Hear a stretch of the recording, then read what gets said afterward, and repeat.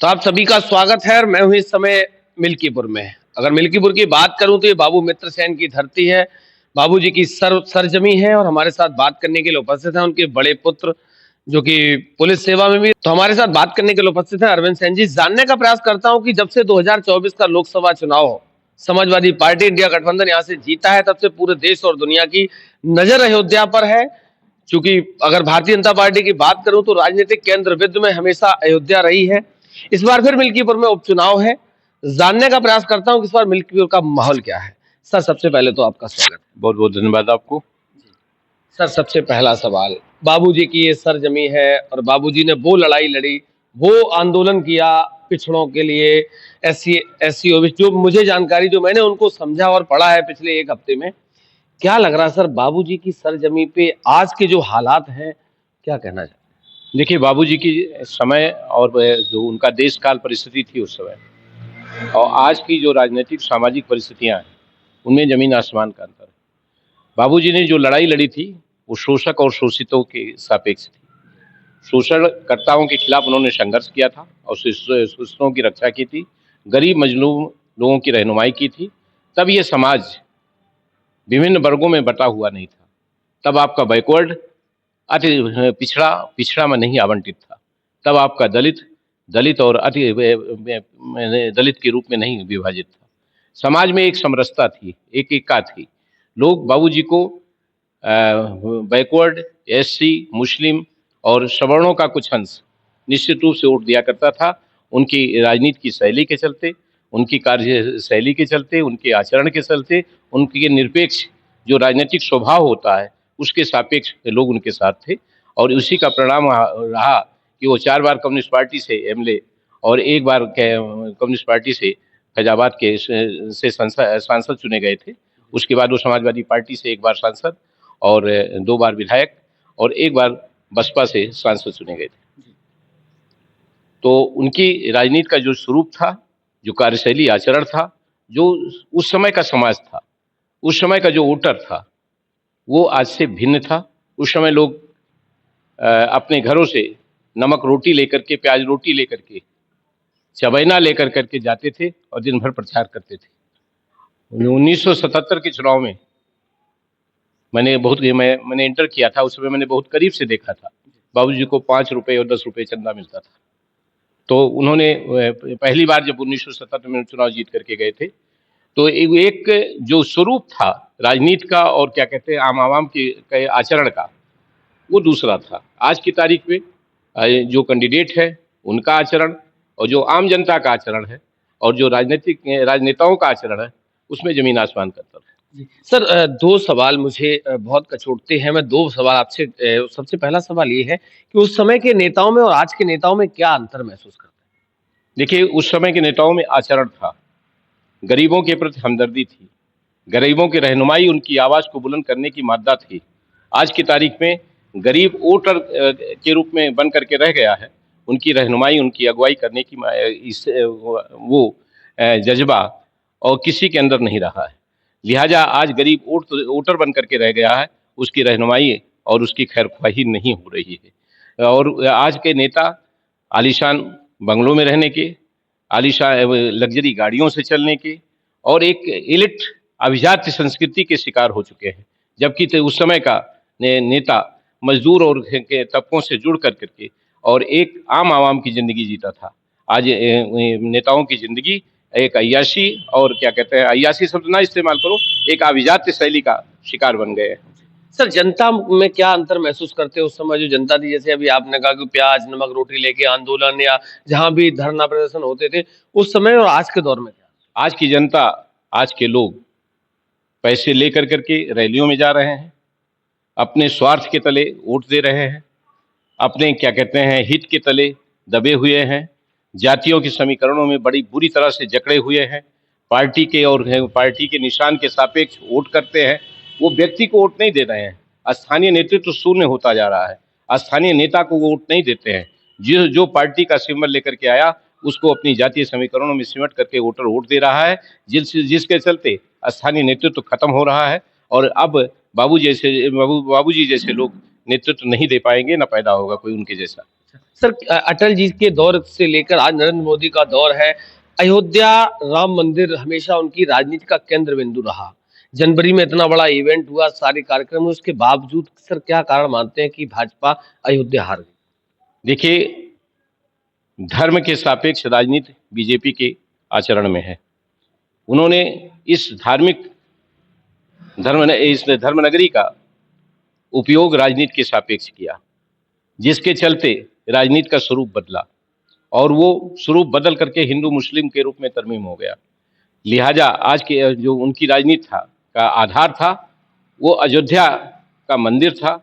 उसी के सापेक्ष 2 बार लोकसभा का चुनाव लड़ा गया, लेकिन इस बार मंदिर बन जाने के बाद वो मुद्दा कहीं न कहीं तिरोहित हो गया और उसके चलते इस बार जो पीडीए बना और जो और चीज़ें हुई, जो मंदिर निर्माण के दौरान तमाम तरह का उत्पीड़न हुआ, लोगों को पर्याप्त मुआवजा नहीं दिया गया और लोगों के घर गिराए गए, उसकी प्रतिक्रिया थी। और भाजपा का जो कैंडिडेट था वो शिथिल था और निश्चित रूप से उसकी अकर्मण्यता शब्द इस्तेमाल कर लीजिए या ये कहिए कि उन्होंने उतनी सक्रियता से चुनाव नहीं लड़ा, जिसके चलते उनको हार का सामना करना पड़ा। और जो राम मंदिर बनने के बाद जो उनको उसका फायदा मिलना चाहिए था, वो फायदा भाजपा को नहीं मिला, जिसके चलते आज मिल्कीपुर का उपचुनाव काफी अहम हो गया है, उनकी प्रतिष्ठा का विषय बन गया है। सर अभी आपने एक शब्द का प्रयोग किया था पीडीए का। क्या मानते हैं सर, पीडीए जब से अखिलेश यादव व समाजवादी पार्टी ने धरातल पे उतारा है या वो जब से शब्द दिया है, तब से मैं देख रहा हूं, अगर जमीन पे जाऊं तो एक अमूलचूल परिवर्तन सा दिखाई दे रहा है। जो लोग समाजवादी पार्टी से दलित समाज की नफरत करते हैं, उनका झुकाव धीरे धीरे जा रहा है। क्या लग रहा है आपको 37 सीटें जो सपा ने हासिल करी हैं, क्या कारण मानते देखिए, पीडीए के सापेक्ष तो मैं नहीं कह सकता। पीडीए में अगर आप कोई भी हमने आज तक जितना पढ़ा है, जितना देखा है, कोई भी संगठन और कोई भी पार्टी एक जामा तभी पहनती है जब उसकी कोई एग्जीक्यूटिव बॉडी होती है, उसका कोई अध्यक्ष होता है, कोई उपाध्यक्ष होता है, कोई सचिव होता है, कोई और उसकी एक कार्यकारिणी होती है। हमने पीडीए शब्द तो सुना है, लेकिन पीडीए संगठन का गठन कहाँ हुआ, कब हुआ, उसका अध्यक्ष कौन है, उसमें कौन लोग शिरकत कर रहे हैं और उन्हें उनकी अगुवाई कौन कर रहा है, यादव कर रहा है कि कुर्मी कर रहा है कि निषाद कर रहा है कि हैं? इस समय तो अखिलेश यादव कर रहे हैं कि अखिलेश यादव जी अकेले स्वयंभू पीडीए के अध्यक्ष हैं। कार्यकारिणी कहाँ है, उसकी एग्जीक्यूटिव बॉडी कहाँ है, कोई गठन है? एक नाम दिया गया और पीडीए के तहत और संविधान की सुरक्षा के तहत दौराने चुनाव एक चाहे उसको शगुफा कह लीजिए, चाहे राजनीतिक पैंतरेबाजी कह लीजिए, उसके तहत ये चीज डेवलप हुई है।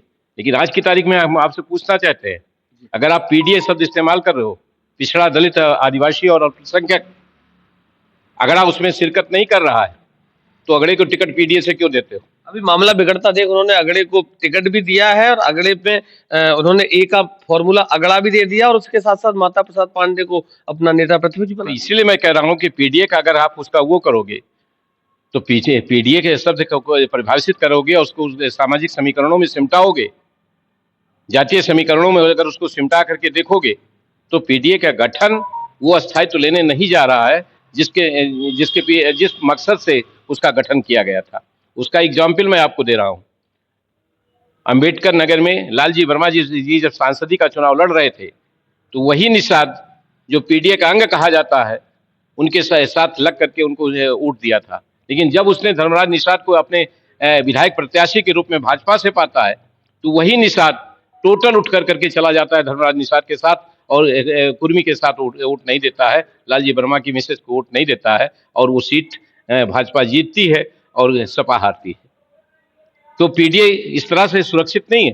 पीडीए का एक गठन हो जिसमें सारी जातियों के लोग, जो लोग उससे जुड़े हुए हों, उनको बैठा करके उनके सापेक्ष एक क्या कहते हैं समिति तैयार की जाए और लोगों को उसमें शिरकत कराई जाए। इससे इतना ही नहीं है, अगर पीडीए को आप संगठित और उसको मजबूत करना चाहते हो, अस्थायित्व देना चाहते हो, तो पीडीए के नेताओं के, उनकी बिरादरी के लोगों को जगह जगह सम्मेलन कराए जाए और उनको जोड़ने की वो की जाए कि भाई आप हमारे साथ आइए और हम बैलेंस कर करके सबको जात के अनुसार, संख्या के अनुसार अगर हम आपको टिकट देंगे। समाजवादी पार्टी अब तो पीडीए पंचायतें कर रही है गाँव में। नहीं भी पीडीए पंचायतें कर नहीं, लेकिन उसका कोई अर्थ नहीं दिखाई दे रहा है।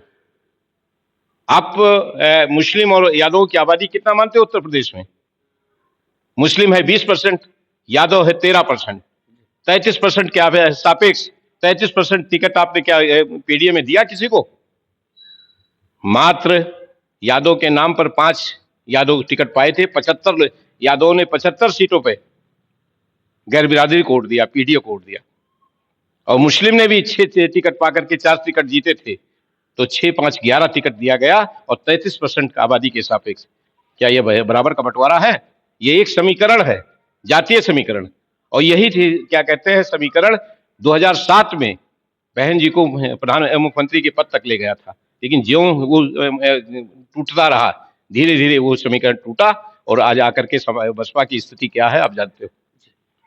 सर वापस मिल्कीपुर पे आ जाते हैं। मिल्कीपुर को लगभग 10 दिन से मैं बहुत बारीकी से देख रहा हूँ। अभी आप यादव और मुसलमान की बात कर रहे थे, इन्हीं गांवों की मैं बात कर रहा हूँ। ट्रैक्टर भर भर के लोग जा रहे हैं, तहसीलों में अपनी जमानत कराने जा रहे हैं। सर किस तरीके से? देखिए ये प्रशासन के द्वारा एक पक्षीय कार्रवाई कही जाएगी, उत्पीड़नात्मक कार्रवाई कही जाएगी और कहीं ना कहीं इसको आप दूसरे रूप में भी ले सकते हैं, सत्ता की शक्ति के इस्तेमाल के रूप में भी ले सकते हैं। निश्चित रूप से अगर इस तरह की कोई कार्रवाई की जा रही है तो वो उचित नहीं है। और लेकिन वो जो मैंने आपको बताया, वोट देने की जो आपकी जातीय शैली है, पार्टी के प्रति प्रतिबद्धता है, निशान के प्रति प्रतिबद्धता है, तो कहीं ना कहीं स्वाभाविक तौर पे जो आपका विरोधी होगा, अगर वो सत्ता में होगा तो वो आपके खिलाफ कार्रवाई करेगा। आप सत्ता में होते तो आप भी यही करते। तो जो सत्तात्मक शक्ति है वो उसका प्रयोग हो रहा है, इसमें कहीं दो राय नहीं। लेकिन किनके खिलाफ हो रहा है? जो उनके वोटर नहीं है।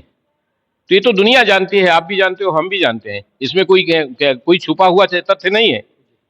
यमुनाई का समीकरण जो है वो उनके साथ है और उसको जिस भी तरह से ओवरविन किया जा सकता है, सत्ता की ताकत उसको ओवरविन करने की कोशिश करेगी।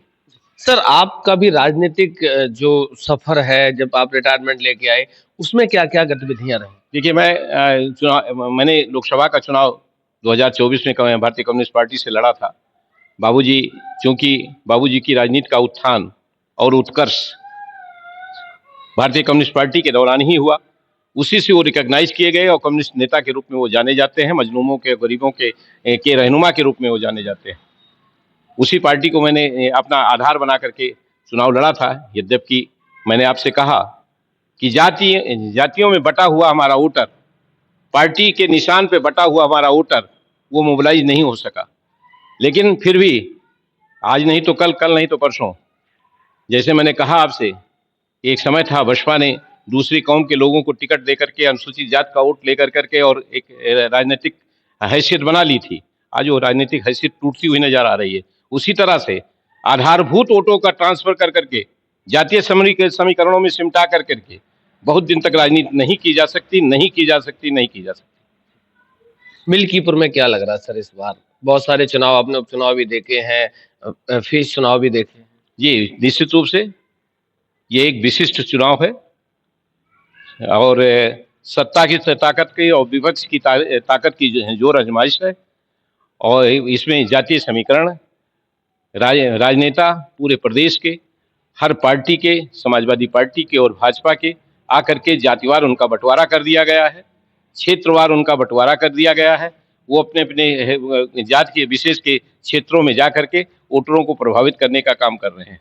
इसी तरह से पैसे की ताकत चल रही है और सत्ता की ताकत रही है। पैसे की ताकत के सापेक्ष दोनों पार्टियां कमोबेश 19-20 हैं, लेकिन जो सत्ता की ताकत है वो भाजपा के पक्ष में जा रही है। लिहाजा सत्ता की ताकत के चलते ये चुनाव सत्ता का चुनाव बनकर के रहेगा। विपक्ष अपनी छाती को बचाने का सार्थक प्रयास करेगा। आप किसके साथ हैं? मैं किसी के साथ नहीं हूँ, मैं न्यूट्रल हूँ। क्योंकि मैं जब कैंडिडेचर के रूप में देखता हूँ, कैंडिडेट्स के रूप में देखता हूँ, तो इस मिल्कीपुर की जो धरती है, मिल्कीपुर का जो वोटर है, मिल्कीपुर की जो राजनीतिक महत्ता है, राजनीतिक जो यहाँ की हैसियत है, उसके मुताबिक कोई भी क्या कहते हैं कैंडिडेट उसके काबिल नहीं है कि हम उसके साथ जा सकें। क्योंकि क्या मैंने ये पाया है कि दोनों नए हैं, दोनों बाहरी हैं, मिल्कीपुर का कोई स्थानीय नहीं है। लिहाजा मैंने अपने आप को न्यूट्रल किया है और ये पाया है कि जनता को मजबूर होकर के दोनों में से किसी एक को चुनना होगा। लेकिन मैं अपने आप को निरपेक्ष रूप से, एक तटस्थ रूप से दर्शक दीर्घा में रख करके अपने को इस वोट के इस उपचुनाव को देख रहा हूँ। भविष्य में क्या योजना है आपकी राजनीति? देखिए, अभी 2025 से 26 तक ढेर सारे राजनीतिक समीकरण बदलेंगे, ढेर सारे नए गठबंधन बनेंगे और उसमें जो मुफीद होगा, जहां सम्मान मिलेगा और जहां मैं क्या कहते हैं अपने को ताकतवर महसूस करके आम जनता की संरक्षा सुरक्षा की ताकत मुझे मिलेगी, उसके तले मैं और अपने सम्मान के तले जाकर के कोई फैसला लूंगा। जनता के बीच में निश्चित रूप से 2027 में जाऊंगा। चलिए, बहुत बहुत धन्यवाद। साफ साफ शब्दों में कहा, स्ट्रेट फॉरवर्ड, चूंकि पुलिस सेवा में रहे हैं और ये भी संदेश दे दिया कि 2027 में हम जनता के बीच में जाएंगे। ये बहुत बड़ा संदेश है कि 2027 में विधानसभा चुनाव होना है। अब देखने वाली बात यह है कि मिल्कीपुर का जनादेश किस तरफ जाएगा। 8 तारीख को जब नतीजे आएंगे उसके बाद से ही 2027 की समीकरण और गोटियां बिछाना राजनीतिक दल शुरू कर देंगे। तो बने रहिए, दिखाते हैं आपको मिल्कीपुर का माहौल क्या है।